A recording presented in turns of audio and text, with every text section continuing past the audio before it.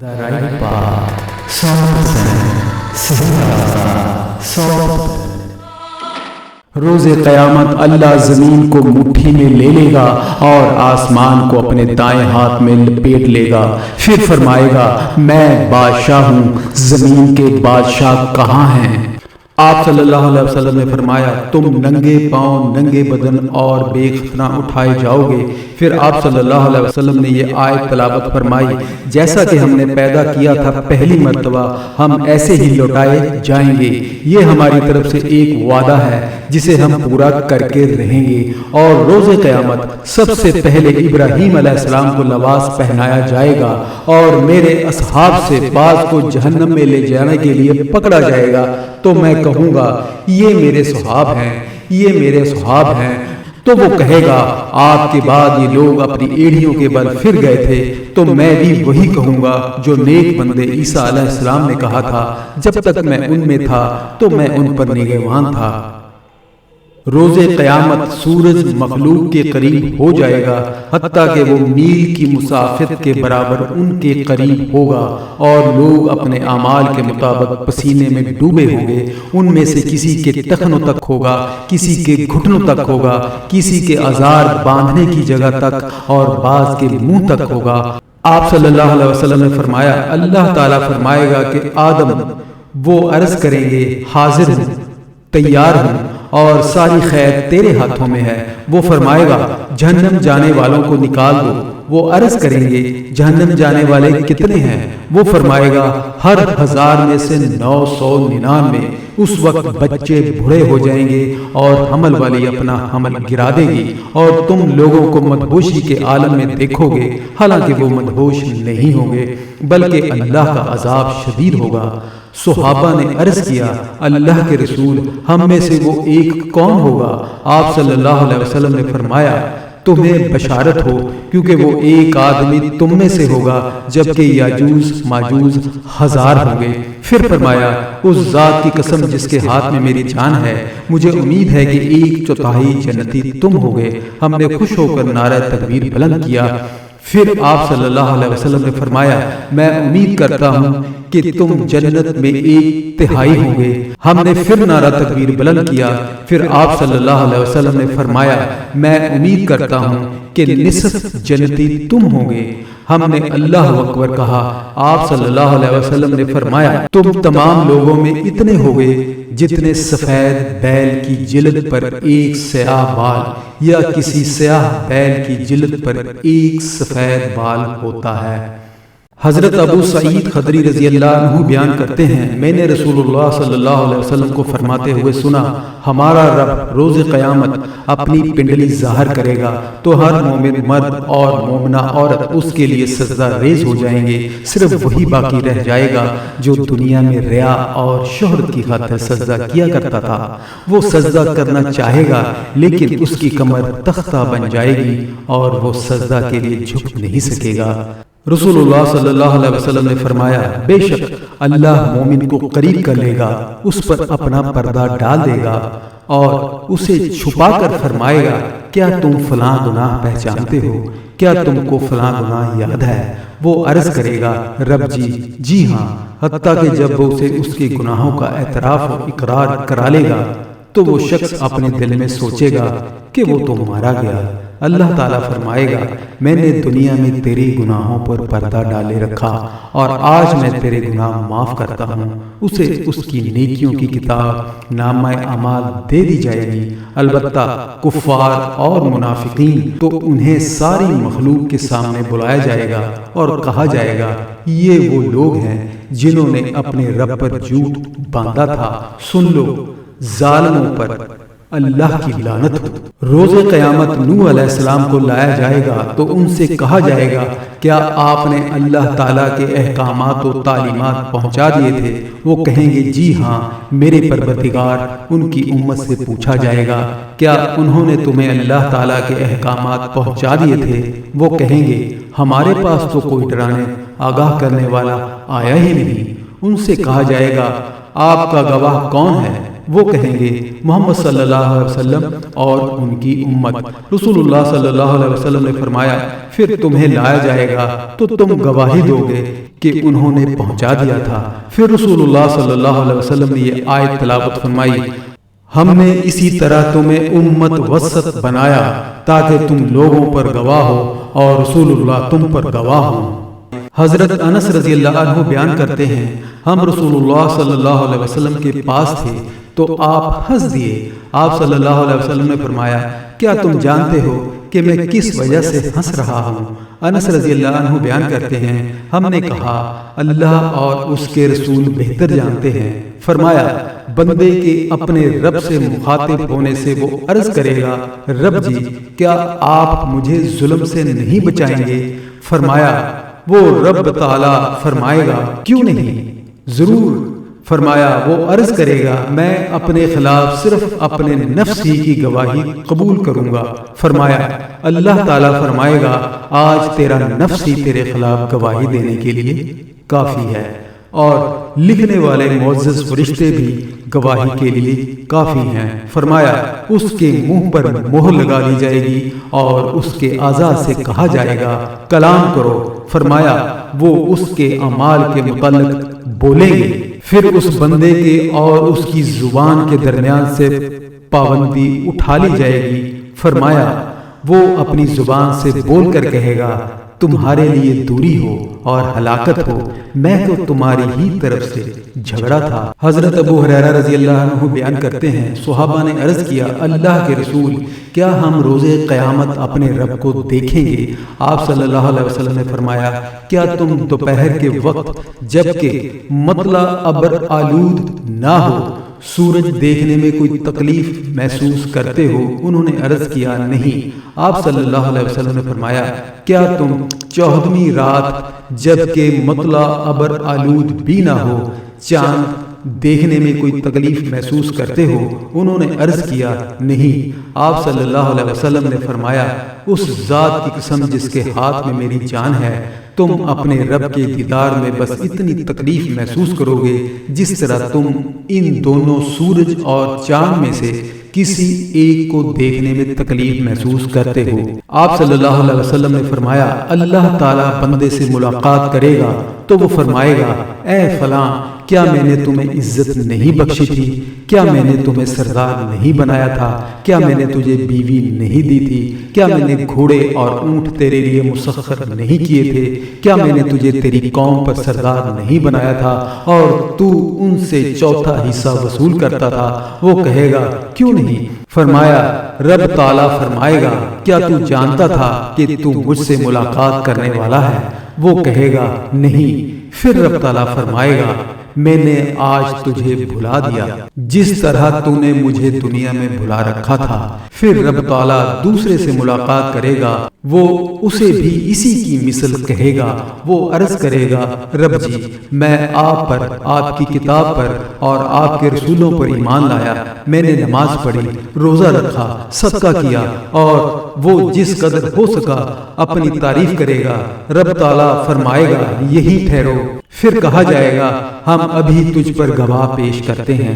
وہ اپنے دل میں غور و فکر کرے گا وہ کون ہے جو میرے خلاف گواہی دے گا؟ اس کے منہ پر مہر لگا دی جائے گی اور اس کی ران سے کہا جائے گا بولو۔ چنانچہ اس کی ران، اس کا گوشت اور اس کی ہڈیاں اس کے عمل کے مطابق کلام کریں گی، اور یہ اس لیے ہوگا تاکہ اللہ تعالیٰ اس کے نفس کی طرف سے اس کا عذر زائل کر دے، اور یہ منافق شخص ہوگا اور یہ وہ ہوگا جس پر اللہ ناراض ہوگا۔ حضرت ابو امامہ رضی اللہ عنہ بیان کرتے ہیں میں نے رسول اللہ صلی اللہ علیہ وسلم کو فرماتے ہوئے سنا میرے رب نے میرے ساتھ وعدہ کیا ہے کہ وہ میری امت سے 70,000 افراد حساب و عذاب کے بغیر جنت میں لے جائے گا، اور ہر 1000 کے ساتھ 70,000 ہوں گے، اور مزید یہ کہ میرے رب کی طرف سے 3 چلو ہوں۔ حضرت ابو سعید خدری رضی اللہ عنہ سے روایت ہے کہ وہ رسول اللہ صلی اللہ علیہ وسلم کی خدمت میں آئے تو انہوں نے عرض کیا مجھے بتائیں کہ اللہ تعالیٰ نے جو یہ فرمایا ہے اس دن لوگ رب العالمین کے حضور کھڑے ہوں گے تو روز قیامت کھڑے ہونے کی کون طاقت رکھے گا؟ آپ صلی اللہ علیہ وسلم نے فرمایا قیامت کا دن مومن پر ہلکا کر دیا جائے گا حتیٰ کہ وہ اس پر فرض نماز کی طرح ہوگا۔ حضرت ابو ہریرہ رضی اللہ عنہ بیان کرتے ہیں رسول اللہ صلی اللہ علیہ وسلم نے فرمایا میرا حوض ایلا اور عدن کے درمیانی مسافت سے زیادہ مسافت والا ہے، وہ برف سے زیادہ سفید اور وہ شہد ملے دودھ سے زیادہ شیریں و لذیذ ہے، اس کے برتن ستاروں کی تعداد سے زیادہ ہیں، اور میں دوسرے لوگوں کو اس سے اس طرح دور ہٹاؤں گا جس طرح آدمی لوگوں کے اونٹوں کو اپنے حوض سے دور ہٹاتا ہے۔ انہوں نے عرض کیا اللہ کے رسول، کیا آپ اس روز ہمیں پہچان لیں گے؟ آپ صلی اللہ علیہ وسلم نے فرمایا ہاں، تمہارے لیے ایک خاص نشان ہوگا جو کسی اور امت کے لیے نہیں ہوگا۔ تم میرے پاس اس حالت میں آؤ گے کہ وضو کے نشان کی وجہ سے تمہاری پیشانی اور ہاتھ پاؤں چمکتے ہوں گے۔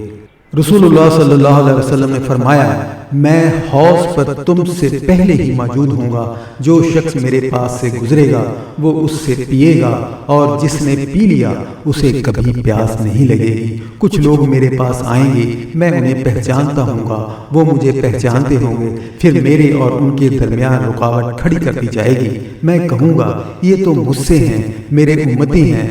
مجھے کہا جائے گا آپ نہیں جانتے کہ انہوں نے آپ کے بعد دین میں کیا کیا نئے کام ایجاد کر لیے تھے۔ میں کہوں گا اس شخص کے لیے مجھ سے دوری ہو جس نے میرے بعد دین میں تبدیلی کر لی ہو۔ آپ صلی اللہ علیہ وسلم نے فرمایا روز قیامت میری شفاعت کے لحاظ سے سب سے زیادہ سعادت مند شخص وہ ہوگا جس نے خلوص دل سے لا الہ الا اللہ، اللہ کے سوا کوئی معبود برحق نہیں پڑھا ہوگا۔ رسول اللہ صلی اللہ علیہ وسلم نے فرمایا جب جنتی جنت میں اور جہنمی جہنم میں چلے جائیں گے تو اللہ تعالیٰ فرمائے گا جس کے دل میں رائی کے دانے کے برابر ایمان ہے اسے نکال لو۔ انہیں نکال لیا جائے گا، وہ جل کر کوئلہ بن چکے ہوں گے، انہیں نہر حیات میں ڈال دیا جائے گا، اور وہ اس سے اس طرح نمودار ہوں گے جس طرح سیلابی مٹی میں دانہ اگاتا ہے۔ کیا تم نے دیکھا نہیں کہ وہ دانہ زرد رنگ کا لپٹا ہوا پودا نکل آتا ہے؟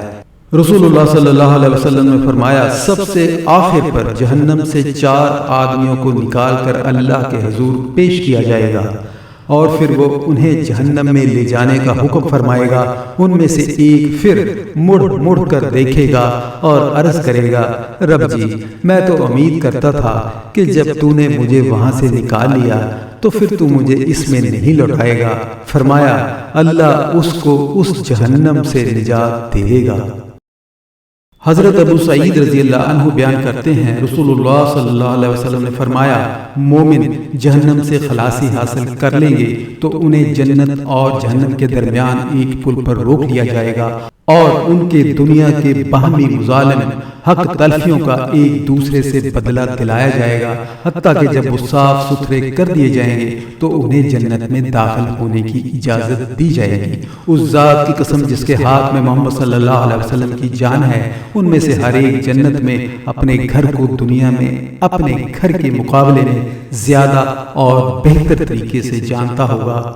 حضرت ابو ہریرہ رضی اللہ عنہ بیان کرتے ہیں رسول اللہ صلی اللہ علیہ وسلم نے فرمایا جنت میں داخل ہونے سے پہلے ہر شخص کو اس کا جہنم کا ٹھکانہ بھی دکھایا جائے گا کہ اگر اس نے نافرمانی کی ہوتی تو اس کا ٹھکانہ وہ ہوتا، تاکہ وہ مزید شکر کرے، اور اسی طرح جہنم میں داخل ہونے والے ہر شخص کا اس کو جنت کا ٹھکانہ بھی دکھایا جائے گا اگر اس نے اچھے عمل کیے ہوتے تو اس کا ٹھکانہ یہ ہوتا، تاکہ وہ اس کے لیے حسرت اور افسوس کا باعث ہو۔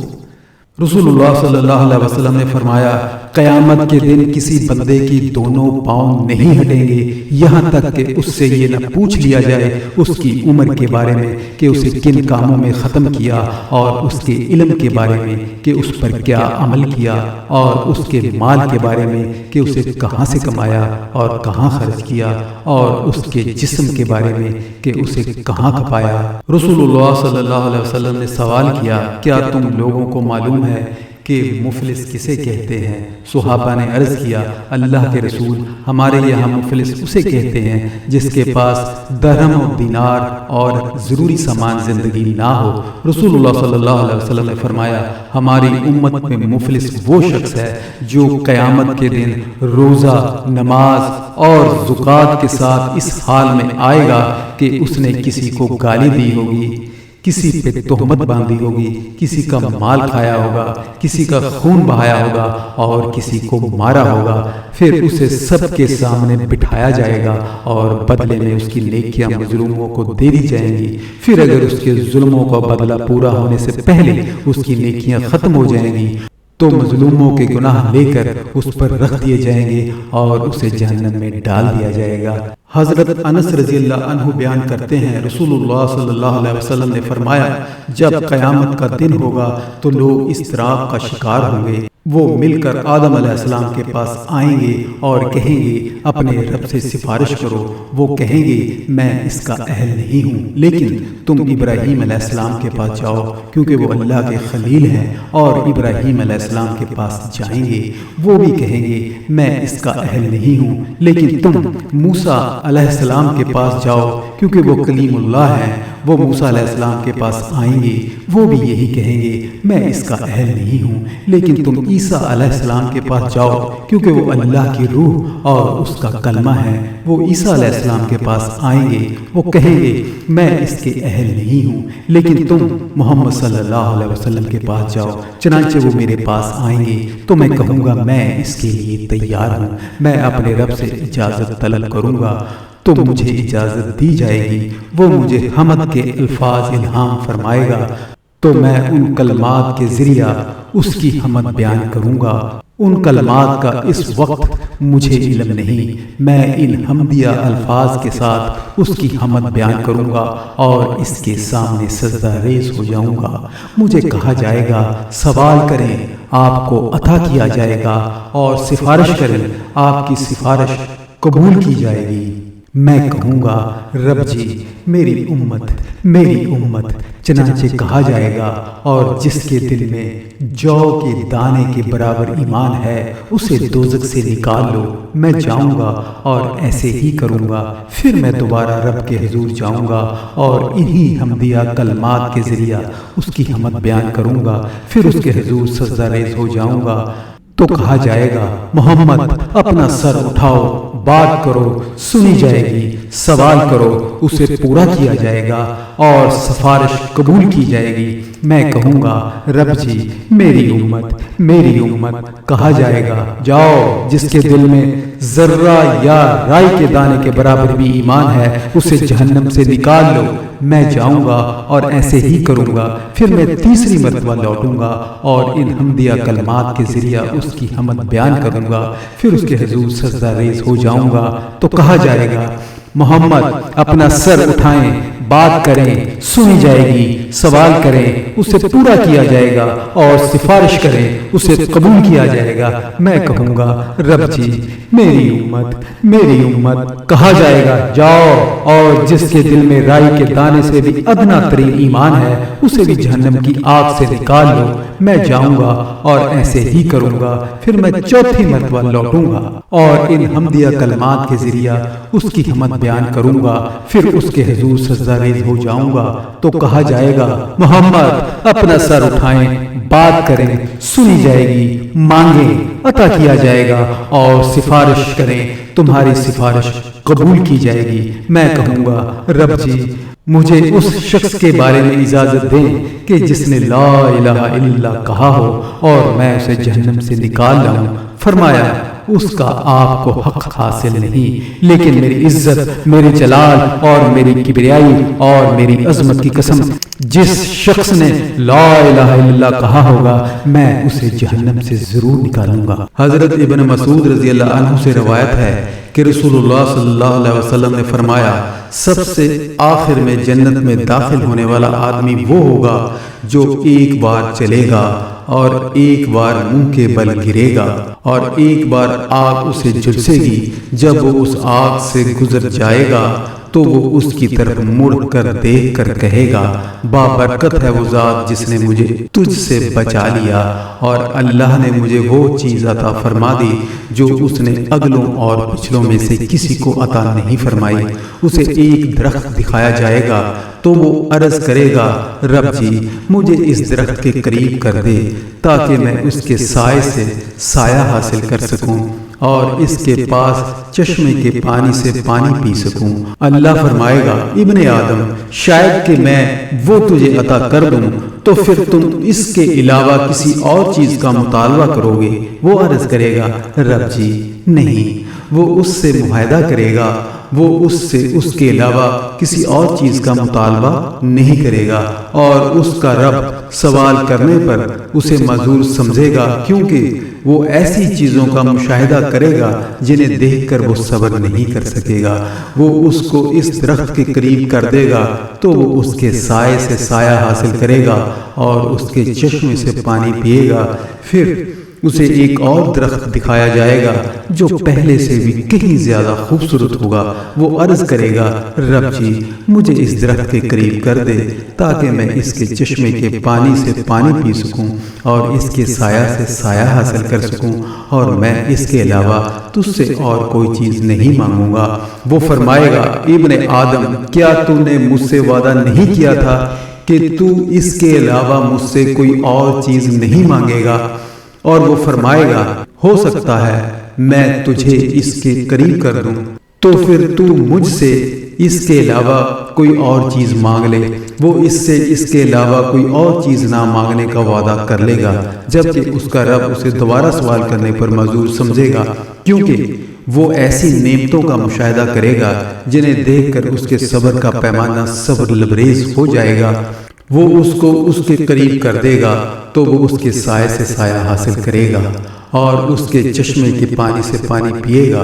پھر جنت کے دروازے پر اسے ایک اور درخت دکھایا جائے گا جو سابقہ دونوں درختوں سے کہیں زیادہ خوبصورت ہوگا۔ یہ عرض کرے گا رب جی مجھے اس درخت کے قریب کر دے تاکہ میں اس کے سائے سے سایہ حاصل کروں اور اس کے چشمے کے پانی سے پانی پیوں، پھر میں اس کے علاوہ تجھ سے کوئی سوال نہیں کروں گا۔ وہ فرمائے گا ابن آدم کیا تو نے مجھ سے معاہدہ نہیں کیا تھا کہ تو اس کے علاوہ مجھ سے کوئی اور چیز نہیں مانگے گا؟ وہ عرض کرے گا رب جی بالکل ٹھیک ہے، بس یہ پورا فرما دے، میں اس کے علاوہ کوئی اور سوال نہیں کروں گا۔ اس کا رب اسے معذور سمجھے گا، پھر وہ ایسی نعمتوں کا مشاہدہ کرے گا جنہیں دیکھ کر وہ صبر نہیں کر سکے گا۔ وہ اس کے قریب کر دے گا۔ جب وہ اسے اس کے قریب کر دے گا تو وہ اہل جنت کی آوازیں سنے گا تو عرض کرے گا رب جی مجھے اس میں داخل فرما دے۔ وہ فرمائے گا ابن آدم کون سی چیز کے بعد تو مجھ سے سوال کرنا ترک کرے گا؟ کیا تو راضی ہو جائے گا کہ میں دنیا کے برابر اور اس کی مثل مزید تجھے عطا کر دوں؟ وہ عرض کرے گا رب جی کیا آپ مجھ سے مذاق کرتے ہو جبکہ آپ رب العالمین ہو؟ ابن مسعود ہنس دیے اور فرمایا کیا تم مجھ سے سوال نہیں کرو گے کہ میں کسی وجہ سے ہنس رہا ہوں؟ انہوں نے پوچھا کہ آپ کیوں ہنس رہے ہیں؟ انہوں نے فرمایا اسی طرح رسول اللہ صلی اللہ علیہ وسلم بھی ہنسے تھے۔ اس پر صحابہ رضی اللہ عنہ نے عرض کیا اللہ کے رسول آپ کس وجہ سے ہنس رہے ہیں؟ آپ صلی اللہ علیہ وسلم نے فرمایا رب العالمین کے ہنسنے کی وجہ سے، جب اس نے کہا تھا کیا تو مجھ سے مذاق کرتا ہے جبکہ تو رب العالمین ہے؟ وہ فرمائے گا میں تجھ سے مذاق نہیں کرتا بلکہ میں جو چاہوں اس کے کرنے پر قادر ہوں۔ رسول اللہ صلی اللہ علیہ وسلم نے فرمایا جب جنتی جنت میں اور جہنمی جہنم میں چلے جائیں گے تو موت کو لایا جائے گا اور اسے جنت و جہنم کے درمیان کھڑا کر دیا جائے گا، پھر اسے ذبح کر دیا جائے گا۔ پھر ایک اعلان کرنے والا اعلان کرے گا جنت والو اب موت نام کی کوئی چیز نہیں، جہنم والو اب موت کوئی نہیں۔ جنتیوں کی خوشی میں جبکہ جہنمیوں کے غم و ملال میں اضافہ ہوگا۔